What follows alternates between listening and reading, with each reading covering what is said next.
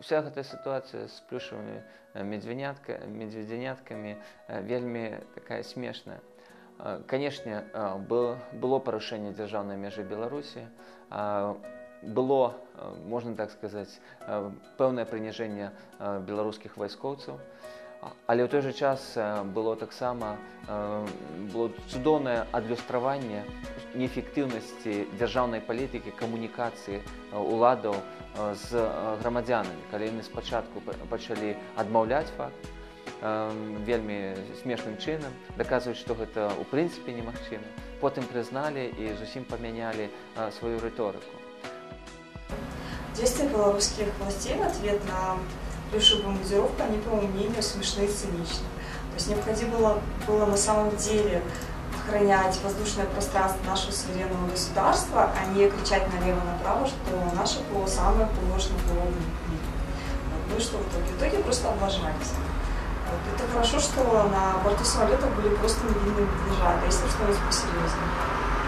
Эта ситуация продемонстрировала еще раз то, что Беларусь является закрытой краиной, что державные институции яны збольшага выкарыстоўваюцца дзеля абмежавання правоў грамадзянаў, чымся дзеля таго, каб стварыць жыццё грамадзянаў больш зручным і больш комфортным.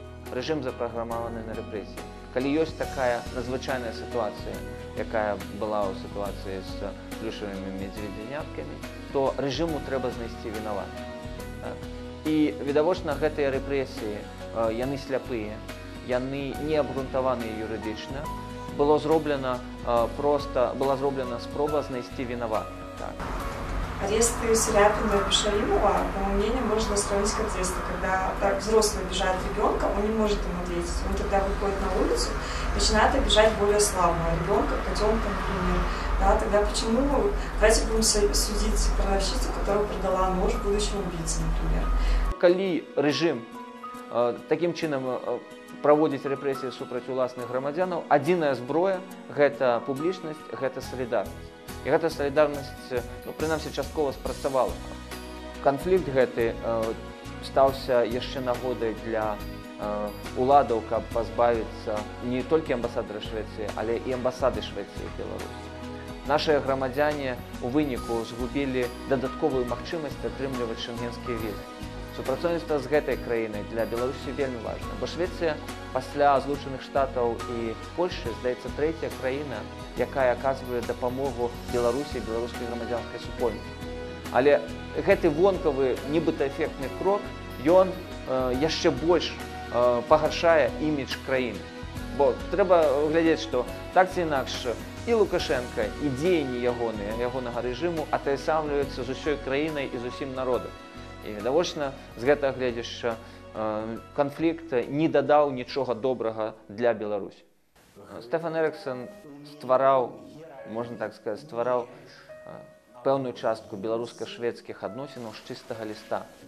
Ён быў кіраўніком прадстаўніцтва амбасады Швецыі ў Маскве, а потым стаў амбасадарам Швецыі ў Беларусі. Ён сапраўды вельмі палюбіў Беларусь да такой ступені, што ён вывучыў беларускую мову і вольна ёй карыстаўся, тым больш былі такія сітуацыі, калі ён размаўляў на беларускай мове, а ягоныя суразмоўцы, уладныя журналісты ці функцыянеры размаўлялі на расейскай.